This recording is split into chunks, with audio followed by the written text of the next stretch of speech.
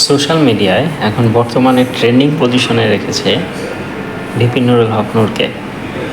চলুন যাই আমরা একটু বক্তব্য শুনি।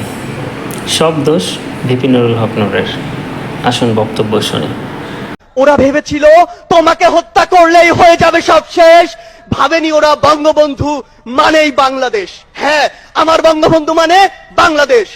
বঙ্গবন্ধুকে আমি আমার বঙ্গবন্ধু বলি, সেই অধিকারটি আমি বাঙালি হিসেবে জন্মসূত্রে পেয়েছি।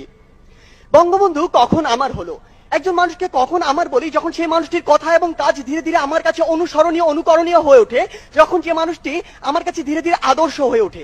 কিভাবে বিভিন্ন গল্প কথা এবং কাজের মাধ্যমে বঙ্গবন্ধু ধীরে ধীরে আমার বঙ্গবন্ধু হয়ে উঠলেন, সেই গল্পগুলো আজকে আপনাদের শোনাতে চাই।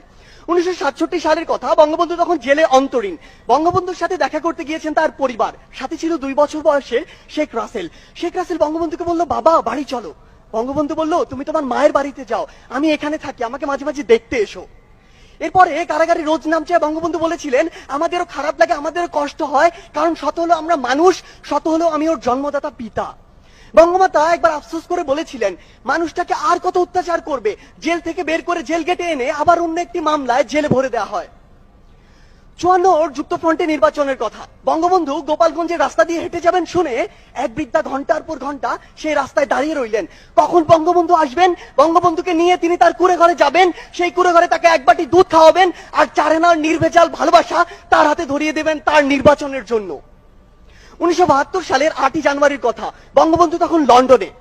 ব্রিটিশ প্রধানমন্ত্রী এডওয়ার্ড হিথ তার রাষ্ট্রীয় সফর সংক্ষিপ্ত করে লন্ডনে ফিরে এসেছেন। বিকেল 5টায় 10 নম্বর ডাউনিং স্ট্রিটে বঙ্গবন্ধুর সাথে বৈঠক শেষে বঙ্গবন্ধু যখন তার গাড়িতে উঠবেন, ব্রিটিশ প্রধানমন্ত্রী নিজে সে গাড়ির দরজা খুলে দিলেন।